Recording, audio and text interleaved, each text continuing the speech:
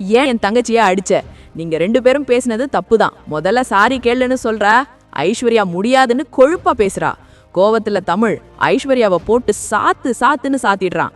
இன்னொரு பக்கம் சேது தமிழ்கிட்ட மன்னிப்பு கேட்கறதுக்காக ஒரு புடவை முழுக்க சாரின்னு எழுதி எடுத்துட்டு வந்து குடுக்கறான். அத தமிழ் செல்வியும் கட்டிக்கிட்டு வந்து நிக்கிறா. சேது என்ன மன்னிச்சிடுன்னு சொல்றான். டென்ஷனான தமிழ், ஊர் நடுவுல குடிச்சிட்டு என்னையும் என் புள்ளையையும் கேவலமா பேசுவ. இப்ப 4 செவத்துக்குள்ள நின்னு சாரின்னு சொன்னா நான் மன்னிச்சிடணுமா? மன்னிக்கவே மாட்டேங்கிறா.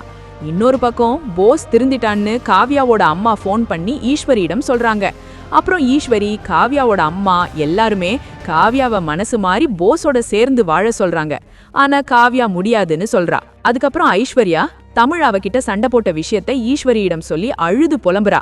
இன்னொரு பக்கம் சேது தமிழ் சொன்ன விஷயத்த சொல்றான். கருப்பன், நீ எல்லார் முன்னிலையிலும் மன்னிப்பு கேளு, தமிழ் மனசு மாறுவான்கிறான்.